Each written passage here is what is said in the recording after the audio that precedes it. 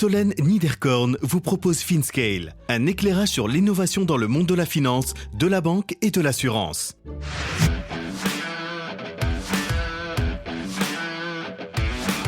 Une stratégie de build-up passée au crible. Romain Mazariès, CEO de MangoPay. On a passé l'été dernier finalement là-dessus, à entrer en contact avec ces sociétés, comprendre où ils en étaient de leur equity story, essayer de comprendre un petit peu mieux leurs product capabilities, les synergies qu'il pouvait y avoir avec MangoPay. Et on a eu énormément de chance parce qu'on est tombé, que ce soit sur la partie orchestration et sur la partie fraude risque, dans les due deals qu'on a fait cet été et qui ont continué un petit peu en automne, sur 2 boîtes qui fitaient absolument nos besoins.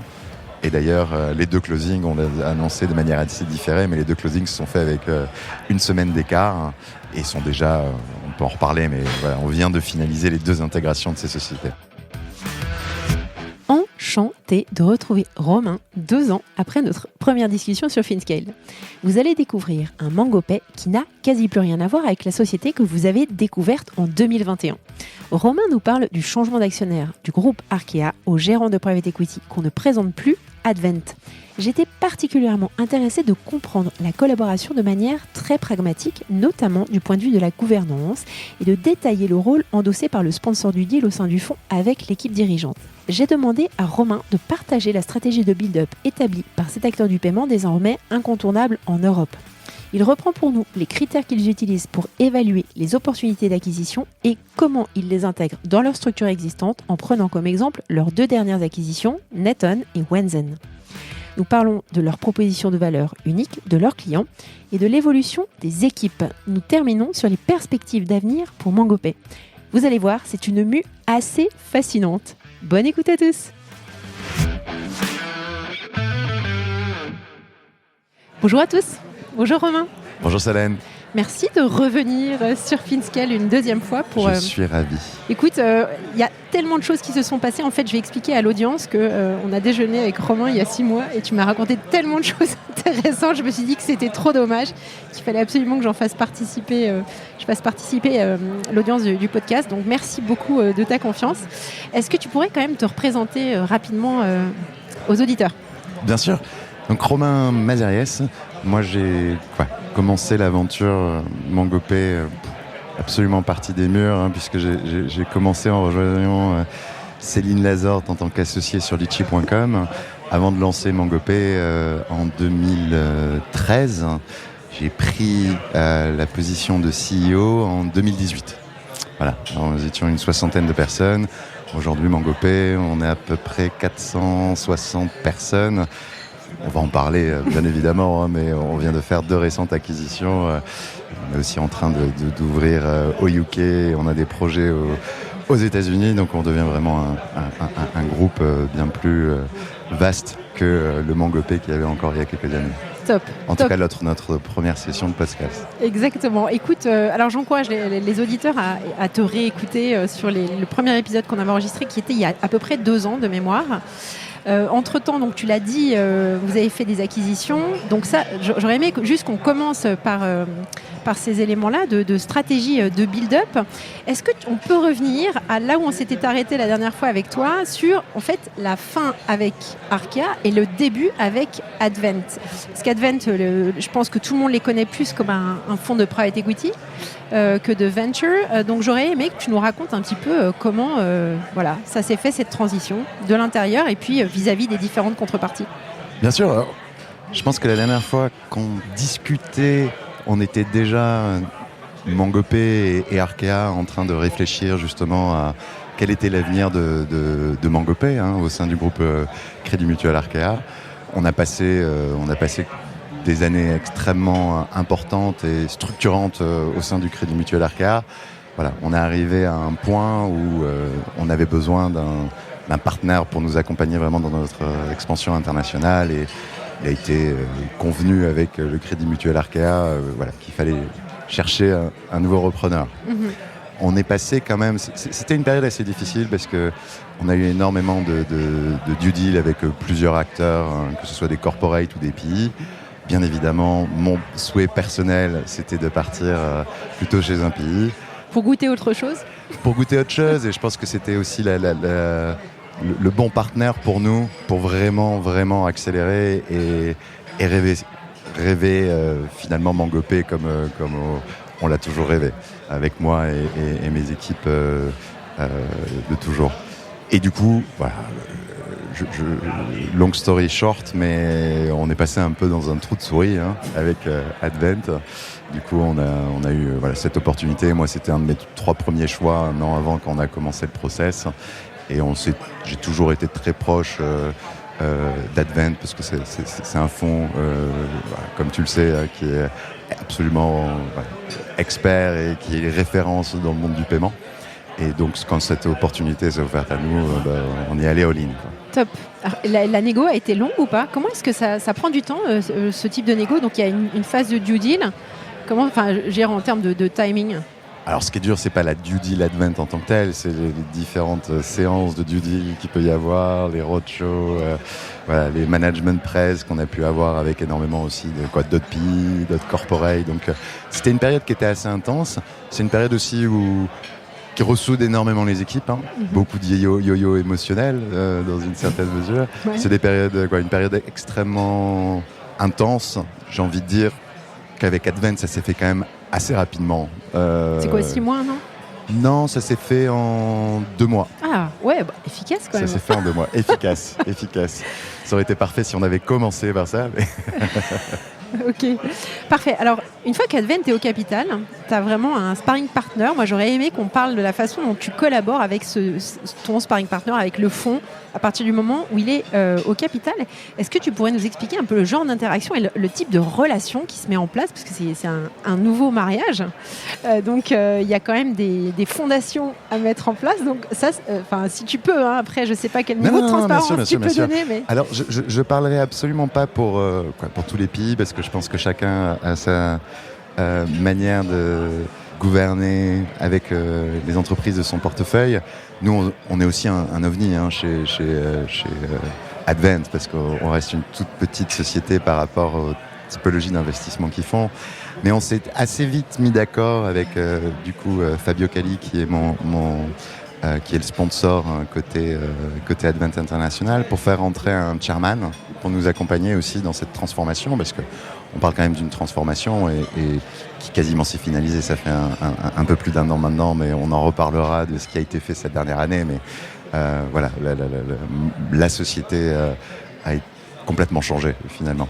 On a gardé la culture, mais on n'est plus la même boîte, quoi. Non, c'est clair. Mais du coup, on a fait rentrer Xavier Garambois en tant que chairman exécutif. Qui a quoi comme histoire ?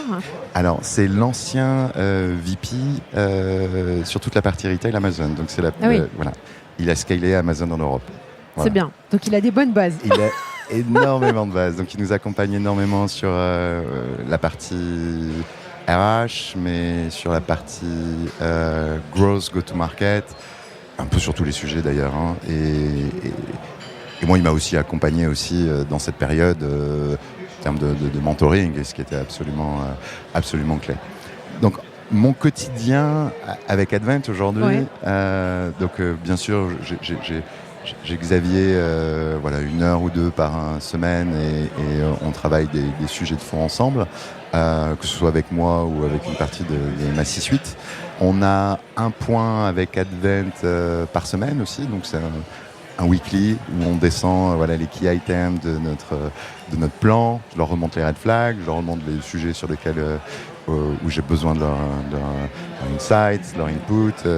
Et donc voilà, donc il y a quand même une volonté depuis le début et d'accompagnement assez forte du leadership. Ouais. Ce qui est très différent, pardon, je te fais une petite interruption, mais très différent finalement d'un corporate qui investit, qui est un peu plus passif. Exactement. Là, ils sont totalement passifs par rapport à un fonds de PI. Non, là, ils sont extrêmement investis. Ils ont mis à la disposition aussi de Mangopé leur réseau d'advisors. Donc, c'est vrai qu'on utilise beaucoup sur des sujets ou sur d'autres. Donc, c'est un vrai bonheur. Et donc, ça nous a permis, et ça encore aujourd'hui, ça nous permet réellement d'accélérer le business. Et est-ce que parce que Advent, je travaille avec des boîtes qui sont beaucoup plus grosses, comme MangoPay, mais justement, est-ce que c'est pas complètement, je veux dire, ils mettent à disposition des outils, mais est-ce que c'est relevant pour une boîte qui est encore très petite par rapport aux autres boîtes de leur portefeuille? Alors je pense qu'ils ont une approche différente avec d'autres boîtes de leur portefeuille, même si Advent est connu pour être très proche de l'équipe de leadership et ce qui est une très bonne chose, quoi. Ils sont investis, on est tous alignés sur le plan, l'equity story et donc on avance en fait, on déroule un plan qu'on s'est fixé ensemble. La stratégie, elle était très claire depuis le début.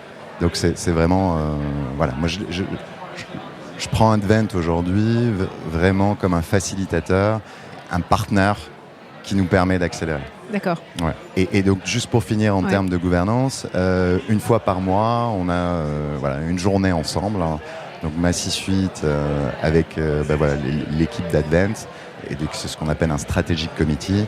Et c'est là où on va prendre les décisions stratégiques pour le business. Et comme tu l'imagines bien, là, cette dernière année, il y a eu quand même énormément de décisions à prendre, que ce soit sur la partie M&A, mais aussi la réorganisation des équipes sales, le go-to-market. Et donc, ce qui nous permet finalement d'avoir énormément de velocity, tu vois, dans notre prise de décision, quoi. Top. Alors, on va parler de build-up, parce que vous avez déjà annoncé 2 acquisitions cette année, et l'année dernière, enfin en 2022-2023. Alors, comment est-ce que ça se définit, cette stratégie de build-up, et comment est-ce que, en fonction de la stratégie, tu identifies les cibles, et auprès de qui tu demandes conseil, concrètement? Ouais. Il y a un peu plus d'1 an, on a défini finalement ce qu'on a appelé un Value Creation Plan. Donc, c'est un plan à 3 ans, où il faut donc ça prend en compte que ce soit l'évolution de la plateforme tech, ça prend en compte les gaps finalement que nous avons par rapport à certains concurrents, la consolidation des équipes sales, l'expansion à l'international. Donc on a créé un plan sur 3 ans et sur chacun des composants de ce plan, on s'est posé la question est-ce qu'on recrute pour le build-up, pour le building house, ou est-ce qu'on cherche à accélérer par une opération d'M&A? Et donc ça, on l'a fait pour absolument tout. Il se trouve que sur 2 éléments clés, on allait relativement vite. Donc sur la partie fraude avec Neton et sur la partie orchestration et paiement avec Wenzen. Donc ce sont les 2 acquisitions que nous avons faites. Donc sur de l'infra et sur la compliance. Exactement. Exactement. D'accord. Exactement. Et sur ces 2 aspects-là, c'était assez clair que il y avait une opportunité en termes de M&A. Donc on aurait pu aussi ne pas trouver la bonne target, parce que c'est ça, il faut aussi... tout à fait. Et donc la manière dont on a opéré, c'est qu'on a commencé à lister l'intégralité des sociétés en Europe, aux États-Unis, absolument partout, qui pouvaient nous intéresser. Dans ces domaines, infra, dans ces domaines, compliance. voilà. Ouais. Alors c'est pas infra, c'est vraiment plus la partie paiement orchestration. D'accord. Et la partie partie fraude risque. Pardon, c'était facile. Et pour le coup, après, on a passé l'été dernier finalement là-dessus, à entrer en contact avec ces sociétés, comprendre où ils en étaient de leur equity story, essayer de comprendre un petit peu mieux leurs product capabilities, les synergies qu'il pouvait y avoir avec MangoPay. Et on a eu énormément de chance parce qu'on est tombé, que ce soit sur la partie orchestration et sur la partie fraude risque, dans les due deals qu'on a fait cet été, qui ont continué un petit peu en automne, sur 2 boîtes qui fitaient absolument nos besoins. Oui. Et d'ailleurs, les 2 closings, on l'a annoncé de manière assez différée, mais les 2 closings se sont faits avec 1 semaine d'écart et sont déjà, on peut en reparler, mais on vient de finaliser les 2 intégrations de ces sociétés. Super transition. Alors justement, c'est compliqué quand on est soi-même dans cette phase de croissance, d'hypercroissance, comme vous l'êtes en ce moment, avec des équipes qui changent, qui se consolident, etc. Comment est-ce que tu intègres ces entreprises, que ce soit d'un point de vue gouvernance, culture, infrastructure technique, etc.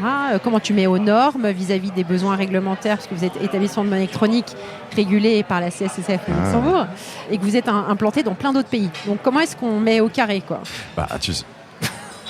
En 5 minutes. Good luck. Non, déjà, la première chose pour nos auditeurs, nous, c'est nos premières acquisitions.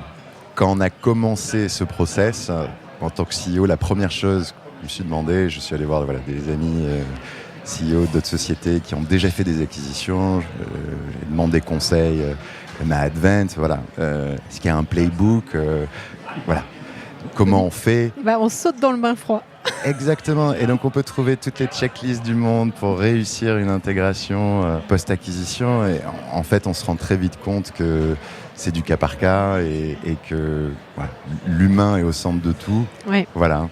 Donc, il y a une intégration qui a été extrêmement simple, puisque finalement, et donc c'est Wenzen, où finalement le CEO et le top management de cette boîte a repris un petit peu toutes les fonctions produits et tech liées au paiement, paiement pur. Donc Kirk, j'espère que tu pourras le recevoir un jour parce que absolument passionnant. Donc ancien CEO de Wenzen, passé chez Mastercard, est devenu notre nouveau CPO. D'accord. Voilà. Wenzen, ils étaient établis où? Ils sont toujours établis en Irlande. D'accord. Voilà. Okay. Donc Wenzen est devenu MangoPay Ireland, mais toujours en Irlande. Avec, c'est une boîte qui était assez jeune, très remote, donc il y a du monde un peu partout. Mais je pense que la clé pour réussir ces intégrations, finalement, c'est de très rapidement embedded le top management de ces sociétés dans la stratégie globale du groupe. Et donc, c'est ce qui a été fait côté Wenzen et c'est ce qui a été fait aussi côté Neton. D'accord. Et donc, aujourd'hui Hubert, l'ancien CEO de Neton, l'ancien, qui est toujours CEO de Neton, puisque Neton reste un produit du groupe MangoPay, et on garde Neton en standalone, a pris des fonctions stratégiques au sein du groupe MangoPay. Et les deux, bien évidemment, sont rentrés dans mon executive committee. Top. Dernier point, sur cette stratégie de build-up. Comment est-ce que tu fais pour attirer des talents dans cette phase où vous venez d'être racheté par Advent, où tu es dans cette stratégie de build-up et MangoPay n'a pas encore l'aura qu'elle a aujourd'hui en Europe. Comment est-ce que vous faites pour attirer tous ces talents extraordinaires que vous avez rassemblés, en tout cas aujourd'hui, dans vos équipes, au niveau C-level et même plus largement? Alors clairement, le plus difficile, c'était... j'ai envie de dire, les premiers recrutements qui étaient nécessaires pour scaler la boîte dans une certaine mesure. Donc c'est ce qu'on a commencé à faire avec Advent dès les premiers mois finalement. Et la manière dont on s'y est pris, c'était avant tout sur motiver les gens par le positionnement de MangoPay et l'aventure entrepreneuriale qu'on pouvait leur offrir. Et donc c'est dans ce cadre-là qu'on a recruté un CTO, donc Ronan Benschritt, qui est l'ancien CTO de PokerStar, qui est l'ancien CTO de Zopa, qui est l'ancien CTO de Bumble. C'est dans ce cadre-là aussi qu'on a recruté notre nouvelle General Counsel qui vient de eBay, notre nouveau CFO qui vient d'Amazon, et j'en passe. Donc c'est vraiment ces premiers recrutements qui étaient absolument clés. Et après, la consolidation du management, elle est beaucoup plus simple, j'ai envie de dire, puisque dans cette année, on a aujourd'hui, la perception de MangoPay a énormément changé. Oui, c'est clair. Voilà. Well done. Alors, si on parle de MangoPay, aujourd'hui, en 2023, je me souviens quand on s'était parlé, c'était hallucinant la croissance que vous aviez eue au niveau volume transactionnel. Ouais. Donc, j'imagine qu'on est sur quelque chose d'encore plus exponentiel. Mais est-ce que tu pourrais revenir sur peut-être quelques chiffres, mais aussi l'évolution de la plateforme et du service? Bien sûr, bien sûr. Alors, je l'avais expliqué un petit peu la dernière fois, mais c'est vrai que pour nos auditeurs qui ne connaissent pas MangoPay, on est aujourd'hui un positionnement assez unique où on offre une infrastructure de paiement aux marketplaces et aux plateformes qui est assez unique sur le marché. On a les concurrents, bien évidemment, mais aujourd'hui, on est les seuls à offrir une flexibilité qui donne à la plateforme la possibilité de mettre en place les opérations de paiement qu'elle souhaite. Donc pour rentrer un petit peu dans le détail, c'est que sur un paiement de marketplace, il y a un acheteur et un vendeur, donc les marketplaces font de l'intermédiation, mais dans la grande majorité des cas, on se retrouve avec des multi-acheteurs, multi-vendeurs, du paiement en entrée, une infrastructure qui doit permettre l'échange d'un bien ou d'un service, et des vendeurs. Donc c'est ce qu'on offre aujourd'hui, c'est une infrastructure de paiement extrêmement modulaire qui permet finalement aux plateformes de faire autant de l'acquisition que de l'escroc, l'économie circulaire quand on est sur des plateformes C2C, du payout, en allant intégrer directement dans notre service d'e-wallet énormément de services associés. Donc la fraude avec Neton, mais toute la partie compliance, invoicing, et j'en passe. D'accord, top. Et alors, au niveau de la clientèle, est-ce que la clientèle que vous servez a changé, que ce soit en termes de taille ou de zone ou de secteur? Alors aujourd'hui, nos plus gros clients, c'est les Vinted, c'est les Le Bon Coin, c'est les Wallapop.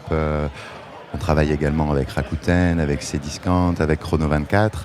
Notre objectif aujourd'hui, dans notre nouvelle stratégie, notre nouveau go-to-market, c'est d'aller chercher de plus en plus des clients enterprise, c'est ce qu'on appelle des jumbo clients.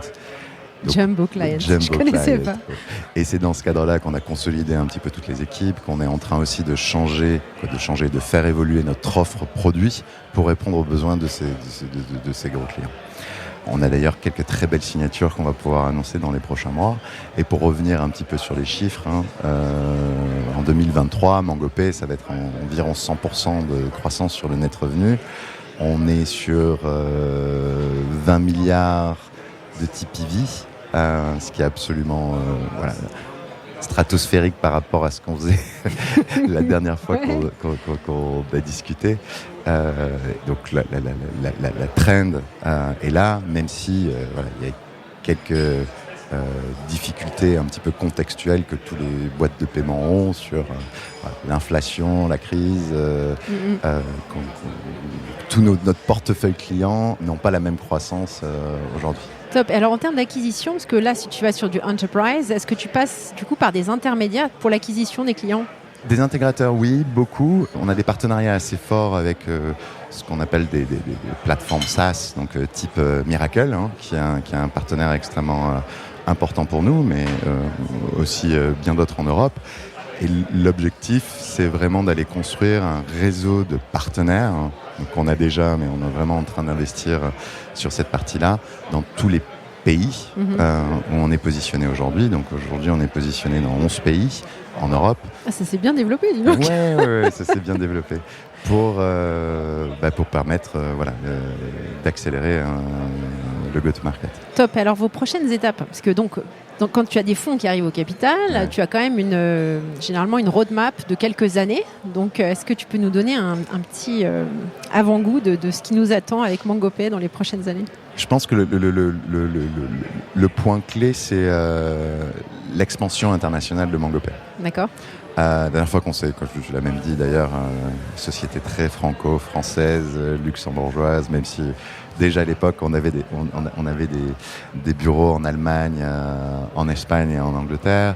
Mais voilà, donc aujourd'hui on est vraiment en train de consolider notre position dans chacun de ces hubs, j'ai envie de dire. On s'attaque aussi à la partie Eastern Europe, qui est absolument clé pour nous. On est en train d'obtenir, donc on va obtenir là, dans quelques mois, j'espère, notre licence au UK. Donc on a déjà une multi-license approach, tu vois, qui complexifie un petit peu les opérations et donc a demandé énormément d'investissement aussi de développement de notre côté. Et quand tu dis, c'est quoi, c'est une EME Exactement. D'accord. Okay. Exactement. Post-Brexit, donc ça fait 2 ans qu'on y est, mais Make sense. Voilà, c'est toujours un sujet toujours complexe d'aller chercher une nouvelle licence, mais donc là on devrait l'obtenir maintenant dans un peu moins ça devrait arriver cet été. Et je pense qu'il est absolument clé, c'est qu'aujourd'hui on sert déjà nos clients internationaux, on fait déjà énormément de volume aux US, mais vraiment pour aller accompagner cette catégorie de clients que j'appelle les jumbo, on a besoin d'un ancrage local. Voilà, exactement. Ouais. Donc ça ne veut pas dire finalement qu'on va délocaliser le centre névralgique de MangoPay aux US, mais on a besoin d'aller chercher des capabilities aux US pour pouvoir servir et nos clients européens. Et puis finalement, commencer aussi à attaquer ce marché qui est le plus gros marché du monde. Top. Donc d'ici la fin de l'année, on sera en mesure de pouvoir processer directement aux US pour nos clients européens, mais aussi commencer à prospecter des plateformes américaines. Et tu n'as pas besoin d'avoir de licence pour opérer tu n'as pas la SEC sur le dos? Comment ça se passe? Alors là, il y a plusieurs possibilités. Donc là, Le endgame, bien évidemment, c'est d'aller avoir notre set de licence qui répond aux besoins de chaque État. Donc, j'adore le set, c'est vraiment le set de licence. C'est un pays... L'entrée aux US est très complexe. Ouais. Là, aujourd'hui, on va commencer avec ce qu'on appelle un agent model, donc avec une banque sponsor, et on va itérer pour aller chercher nos licences. Et on parlait de build-up tout à l'heure. Voilà. On est aussi en train de regarder des possibilités pour aller obtenir ces licences par acquisition. Clairement. Voilà. Super. Romain, merci pour ta transparence. C'était trop sympa. Tu sais que je quitte toujours sur une recommandation. Alors, tu n'y échappes pas cette fois-ci non plus. Tu n'y as certainement pas réfléchi d'ailleurs. Qu'est-ce que tu nous conseilles ? Écoute, moi, c'est assez simple ça va paraître idiot, mais du coup, comme je savais que j'allais te revoir, là, j'ai réécouté énormément de tes podcasts et donc, sincèrement, là, je recommande à tous les auditeurs de repasser un petit peu sur tes premiers et voir l'évolution de tes podcasts et bravo pour ce que tu fais, Solène, parce que c'est hyper inspirant. Top. Merci, Romain. Tu seras réinvité. À bientôt. À bientôt. Merci à tous pour votre écoute. Je suis ravie d'avoir partagé ce moment avec vous. N'hésitez pas à me contacter sur Twitter ou LinkedIn pour me faire part de vos commentaires ou de vos réactions. Et je compte sur vous pour noter cet épisode sur vos plateformes de podcast préférées. À la semaine prochaine!